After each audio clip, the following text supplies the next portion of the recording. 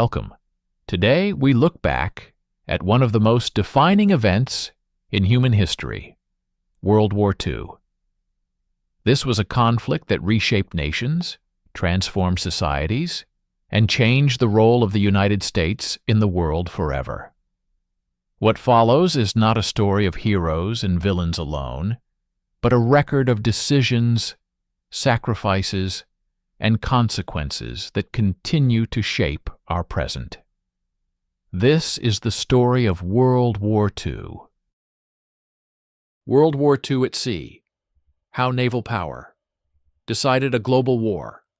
World War II was fought on land and in the air, but its outcome was impossible without control of the seas. Oceans became highways of war, carrying soldiers, fuel, food, and weapons across thousands of miles. Whoever controlled these routes controlled the ability to fight. For the United States and its allies, naval power became the foundation of global strategy and a decisive factor in victory. Before the war, many nations still believed that naval battles would be decided primarily by battleships engaging each other at close range. World War II shattered that belief. The conflict demonstrated that modern naval warfare depended on mobility, air power, submarines, and logistics, rather than raw firepower alone. Fleets were no longer isolated forces. They were integrated systems combining ships, aircraft, intelligence, and supply networks. The early years of the war showed how vulnerable nations were without naval dominance.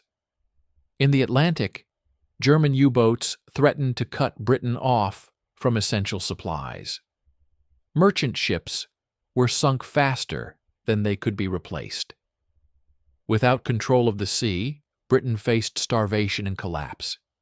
In the Pacific, Japan used naval power to expand rapidly, seizing island chains and isolating Allied positions. Control of the ocean determined who could move and who would be trapped. For the United States, naval warfare was a matter of survival. The country's geography required it to fight across oceans, not borders.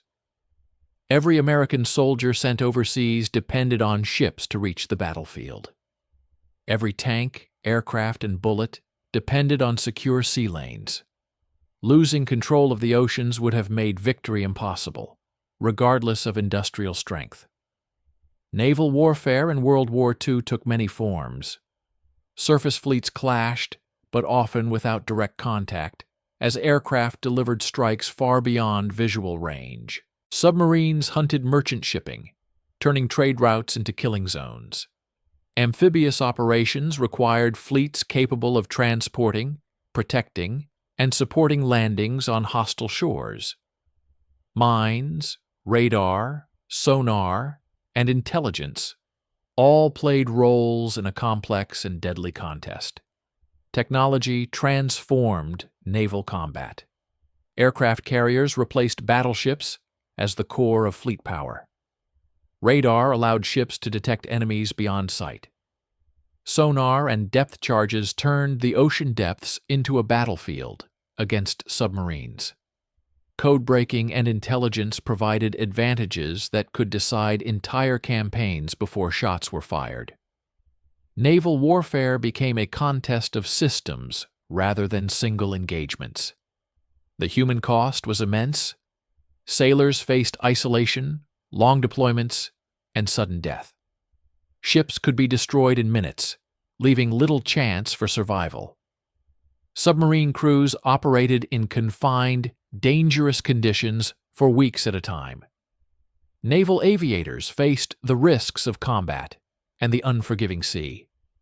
Rescue was never guaranteed. World War II proved that sea power was not just about winning battles, but about sustaining war itself. Control of the oceans allowed nations to project power globally, support allies, and maintain pressure over time. The side that mastered naval warfare gained strategic freedom, while the other was slowly strangled. This series explores how naval power shaped World War II, from desperate early struggles to overwhelming dominance. It examines the battles, strategies, and decisions that turned oceans into decisive theaters of war. Understanding the naval war is essential to understanding how World War II was fought and why it ended the way it did. The Battle of the Atlantic, the longest campaign of World War II.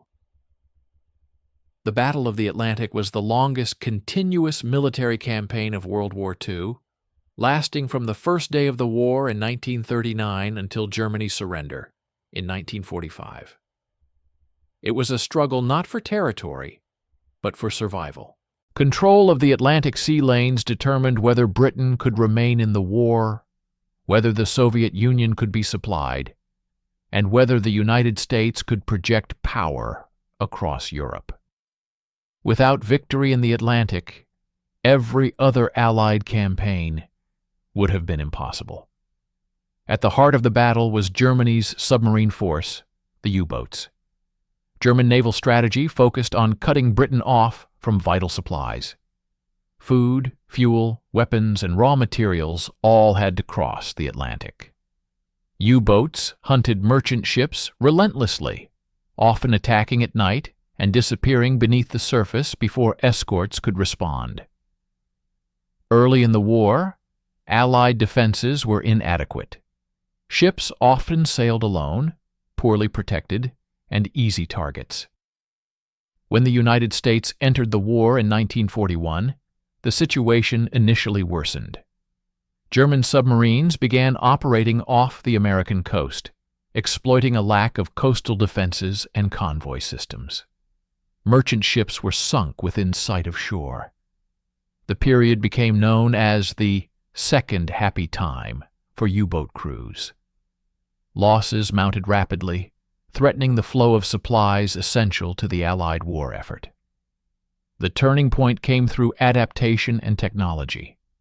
The Allies reorganized shipping into convoys protected by destroyers, corvettes, and escort carriers. Radar and sonar allowed escorts to detect submarines before they could attack. Improved depth charges and new weapons increased the chances of destroying U-boats once contact was made.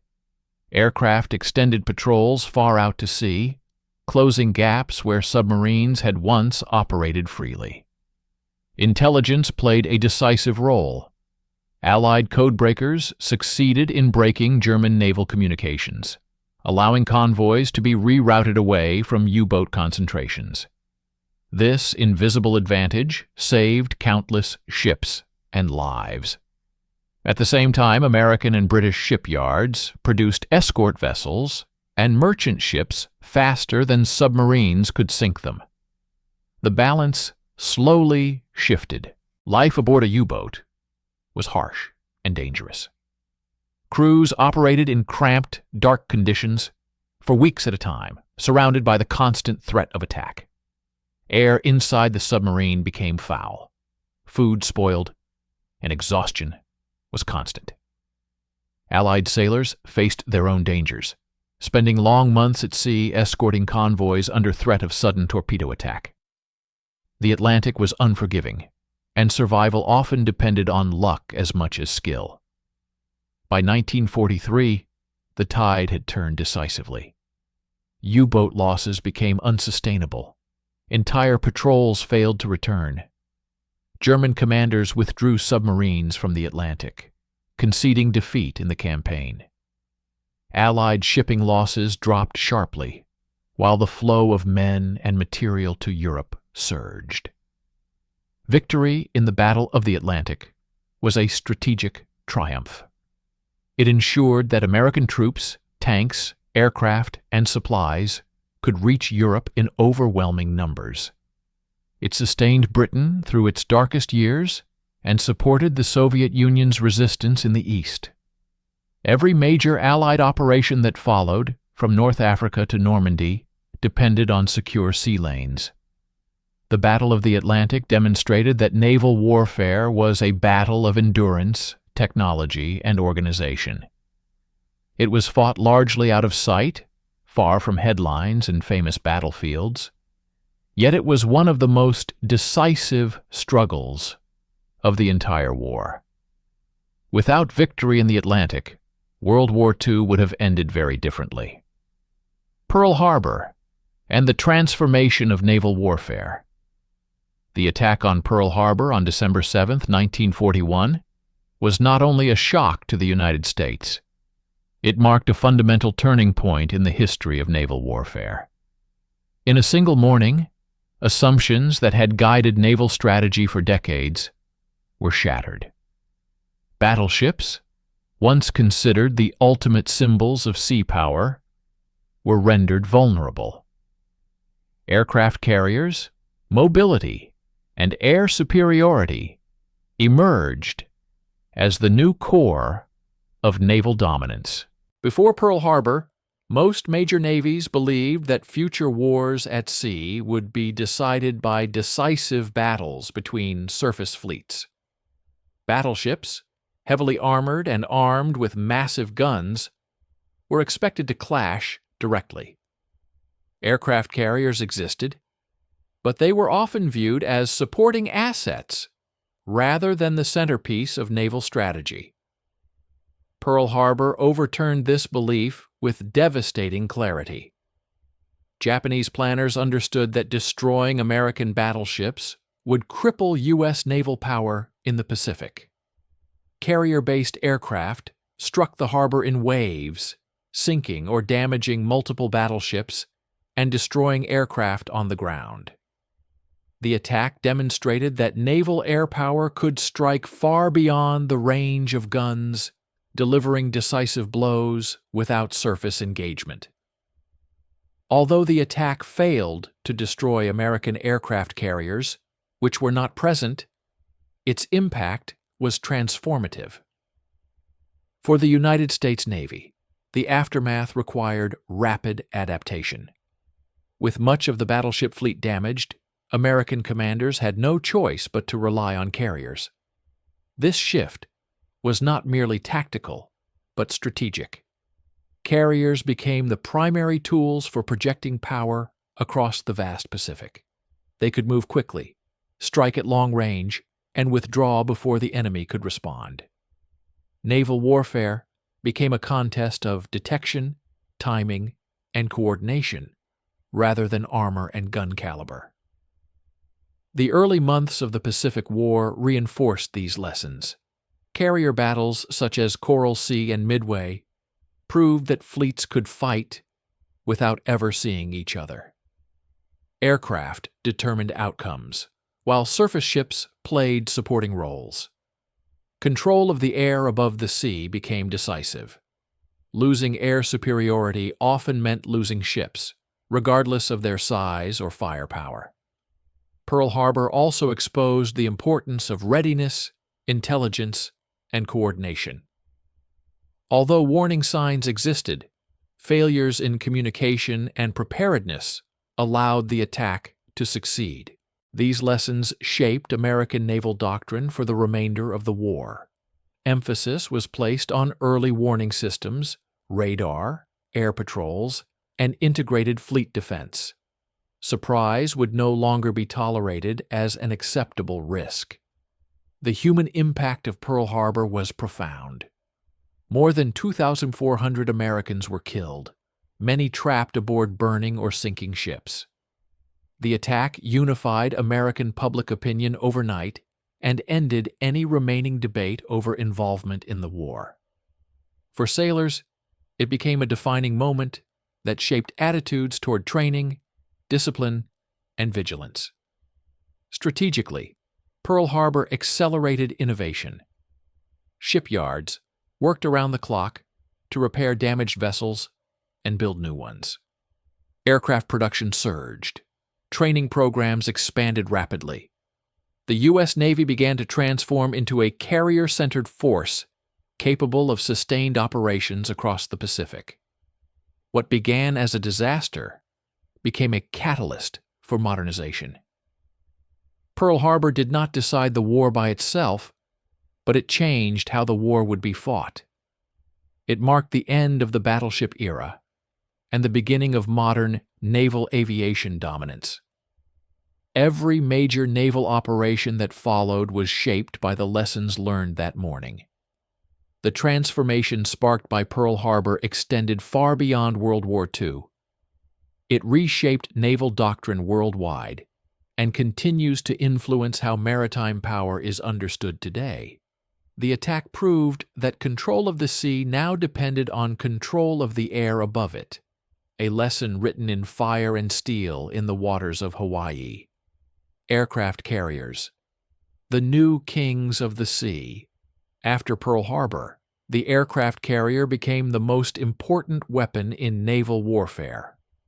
World War II proved that control of the oceans no longer depended on heavily armored ships firing massive guns at close range.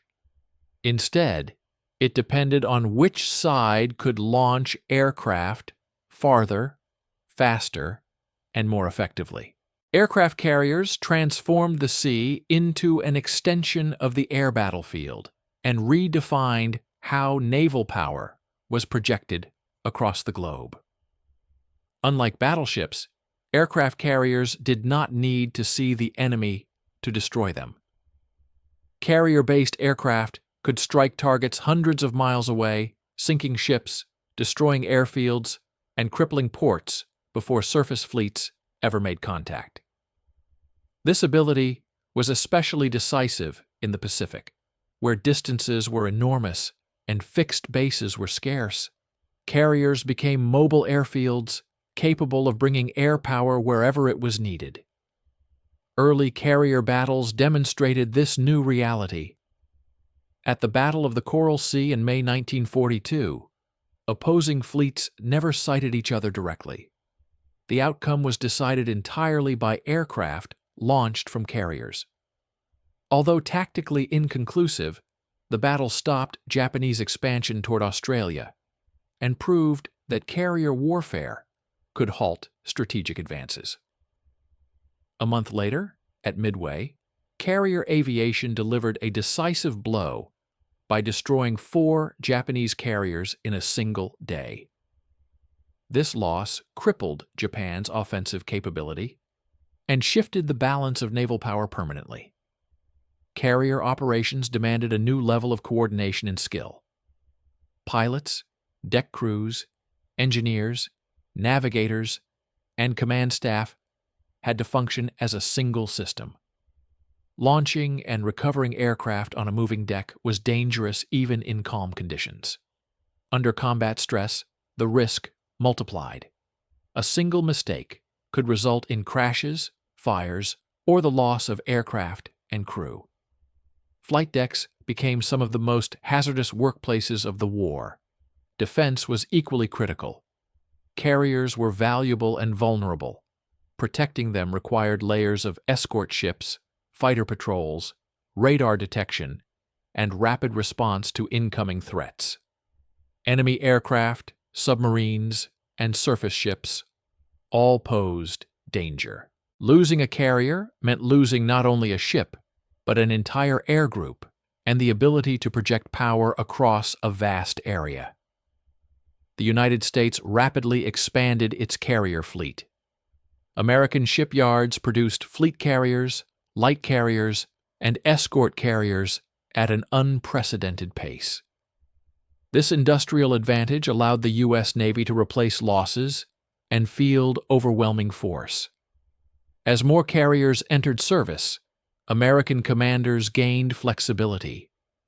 Multiple task forces could operate simultaneously, striking different targets or supporting amphibious landings across wide regions. Carrier aviation also supported ground operations. Before amphibious assaults, carrier aircraft bombed beaches, airfields, and defensive positions. During landings, they provided close air support to troops fighting ashore. After objectives were secured, carriers protected supply routes and intercepted enemy counterattacks.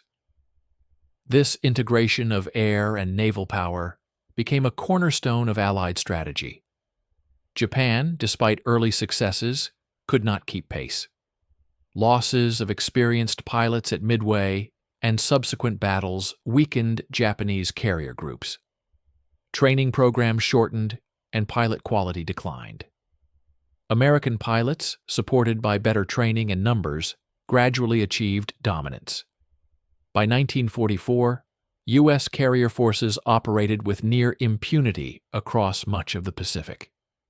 Aircraft carriers changed not only how battles were fought, but how wars were planned. Control of the sea now depended on controlling the air above it. The carrier became the symbol of modern naval power, a role it retains to this day. World War II proved that whoever mastered carrier warfare could command the oceans and shape the outcome of global conflict. Naval battles of the Pacific, Midway, Leyte Gulf, and the collapse of Japan's fleet. The Pacific War reached its decisive naval phase through a series of massive engagements that destroyed Japan's ability to fight at sea. These battles were not isolated clashes, but interconnected blows that stripped Japan of carriers, experienced crews, fuel, and strategic initiative. By the end, the Imperial Japanese Navy was no longer a force capable of contesting control of the oceans. The Battle of Midway in June 1942 was the first and most critical turning point. Japanese planners aimed to lure American carriers into a trap and eliminate them. Instead, American intelligence intercepted Japanese communications and anticipated the attack. When Japanese carriers launched strikes against Midway Atoll, American carrier aircraft found the enemy decks crowded with fueled and armed planes. In a matter of minutes, U.S. dive bombers sank 4 Japanese fleet carriers. The loss was catastrophic. Japan not only lost ships, but also many of its most experienced pilots and deck crews, losses that could not be replaced. Midway ended Japan's offensive capability and shifted the strategic balance. As the war progressed, naval battles grew even larger in scale. By 1944, American forces were advancing across the Central and Southwest Pacific, threatening the Philippines. Japan attempted one last decisive effort to destroy the U.S. fleet during the Battle of Leyte Gulf in October 1944. This was the largest naval battle in history, involving hundreds of ships across multiple engagements. Japanese commanders planned a complex operation to draw American carriers away and attack vulnerable invasion forces. The plan failed. American naval and air power overwhelmed Japanese formations. Japanese surface forces suffered devastating losses, including battleships and cruisers that could not be replaced. The battle also marked the first organized use of kamikaze attacks, reflecting Japan's growing desperation. Despite causing damage and casualties, kamikaze strikes could not alter the outcome. Leyte Gulf effectively ended Japan's ability to conduct large-scale naval operations. Fuel shortages compounded the collapse. American submarine warfare had strangled Japan's supply lines, cutting off access to oil and raw materials. Even surviving ships were often immobilized, unable to operate for lack of fuel. Training of new crews deteriorated, and coordination suffered. The Imperial Japanese Navy, once a formidable force, was reduced to scattered remnants. After Leyte Gulf, American naval forces operated with near-total freedom across the Pacific. Carriers struck targets at will. Amphibious landings proceeded with overwhelming support. Japanese attempts to contest control of the sea became isolated and ineffective. Naval dominance allowed the United States to choose where and when to fight, accelerating the advance toward Japan. These naval battles demonstrated the decisive power of modern sea warfare. Intelligence, air power, logistics, and industrial capacity proved more important than individual ship strength. The destruction of Japan's fleet sealed the outcome of the Pacific War.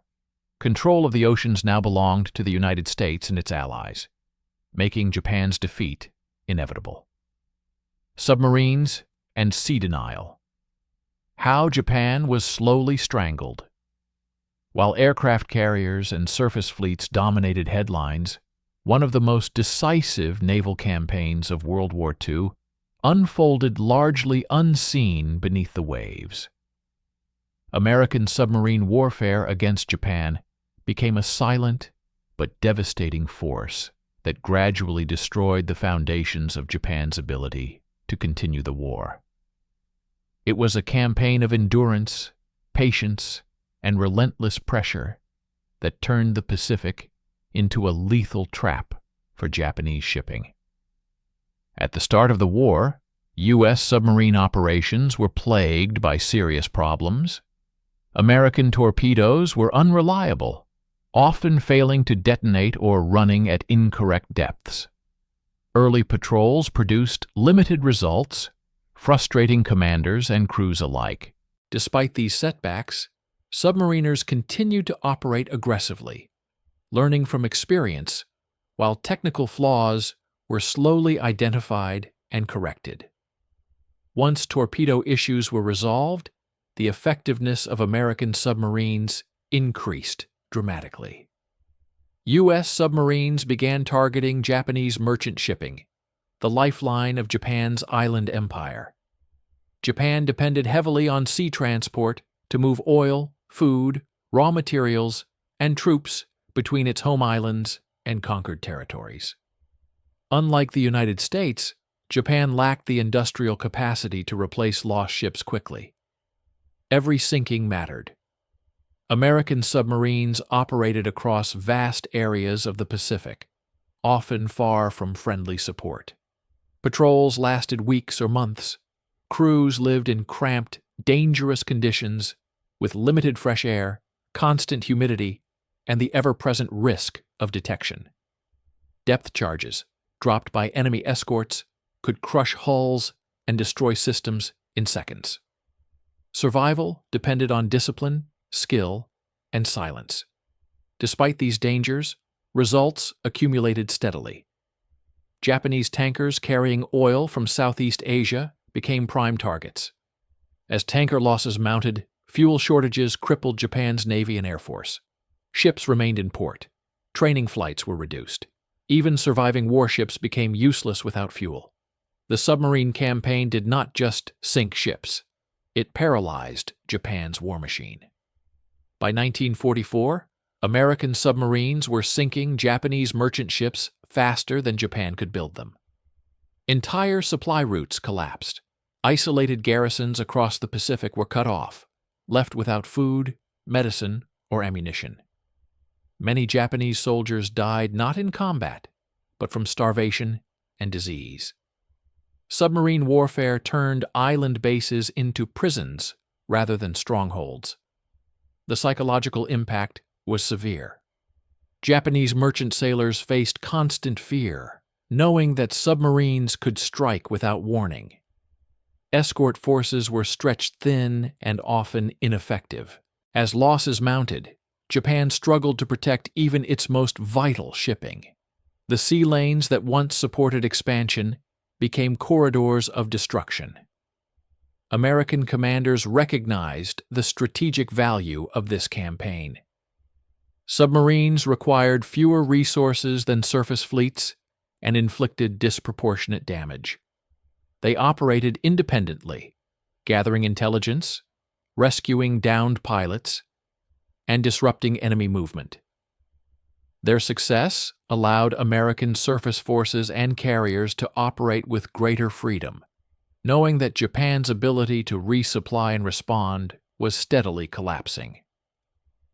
By the final year of the war, Japan's economy was effectively strangled. Factories lacked raw materials. Cities faced shortages of food and fuel. Military units were isolated and weakened. The submarine campaign ensured that even without direct invasion, Japan was being slowly suffocated. Submarine warfare demonstrated the power of sea denial, the ability to prevent an enemy from using the ocean as a resource. It proved that control of the seas did not always require visible dominance. Silent pressure, applied consistently, could be just as decisive. The American submarine campaign was one of the most effective naval operations of World War II. Though less visible than carrier battles or amphibious landings, it played a central role in bringing the Pacific War to its conclusion. By the time final battles were fought, Japan's defeat at sea had already been sealed beneath the waves. Amphibious warfare, landing armies, across hostile shores. Amphibious warfare became one of the defining features of World War II and one of the greatest tests of naval power, coordination, and courage. Never before had armies attempted so many large-scale landings against heavily defended coastlines. For the United States and its allies, the ability to move forces from sea to land under fire was essential to defeating enemies separated by oceans and fortified shores. Early in the war, amphibious operations exposed serious weaknesses. Planning was complex, intelligence was often incomplete, and coordination between Navy, air forces, and ground troops was imperfect. Early landings revealed how vulnerable assault forces were in the moments between leaving ships and establishing a foothold ashore. Enemy fire, obstacles, tides, and weather could turn landings into disasters within minutes. Through experience, American forces transformed amphibious warfare into a highly organized system. Specialized landing craft were developed to carry troops, tanks, artillery, and supplies directly onto beaches. Naval gunfire was coordinated to suppress enemy defenses just before landings. Airstrikes targeted coastal positions, airfields, and transportation routes to isolate landing zones. Timing became critical. Every minute mattered. The Pacific provided the harshest testing ground. Landings on islands such as Tarawa, Saipan, and Peleliu demonstrated the brutal reality of assaulting prepared defenses. At Tarawa in 1943, Marines faced shallow reefs that stranded landing craft far from shore. Troops were forced to wade hundreds of yards under heavy fire. Casualties were severe. The battle exposed planning errors, but also produced lessons that were rapidly applied to future operations. In Europe, amphibious warfare reached its peak on D-Day. The Normandy landings required the movement of hundreds of thousands of men and vehicles across the English Channel.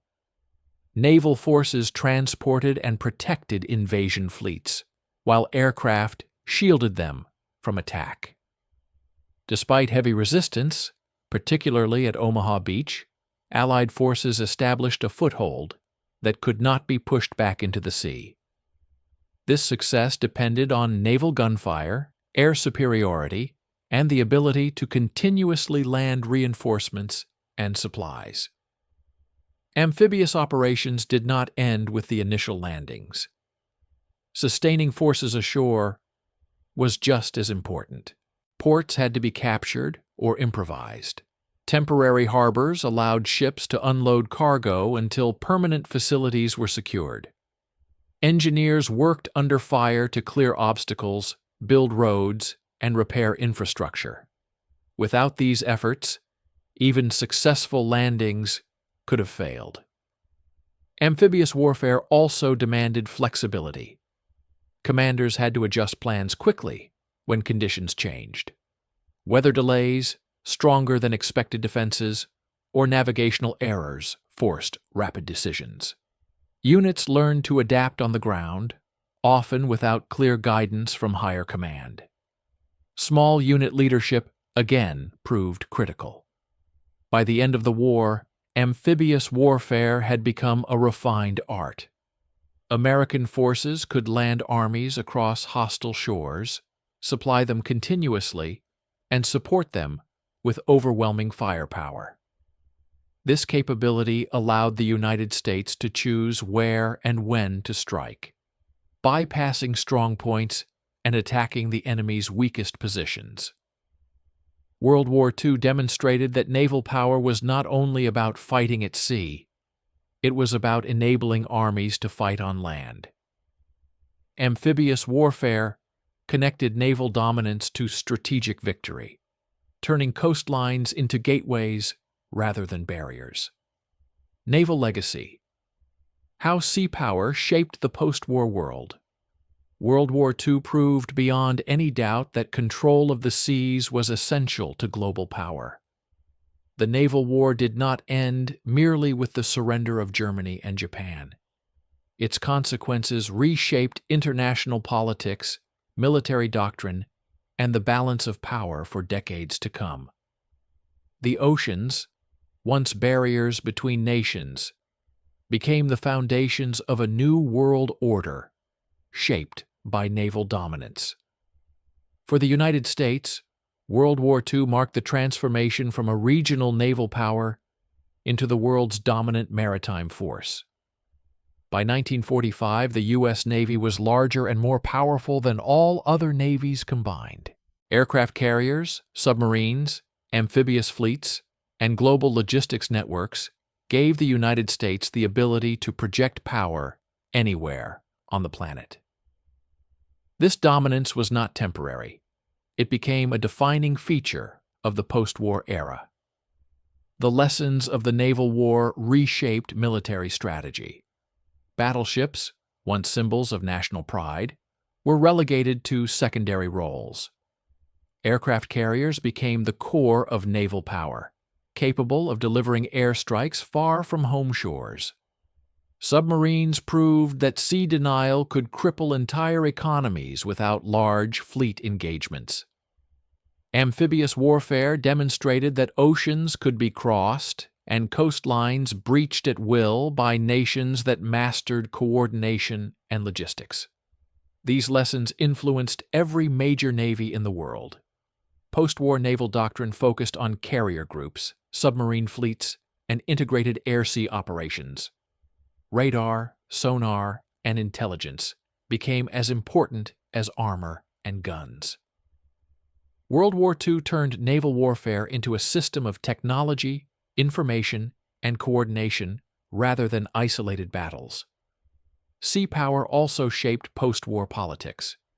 Secure sea lanes enabled global trade, economic recovery, and international cooperation.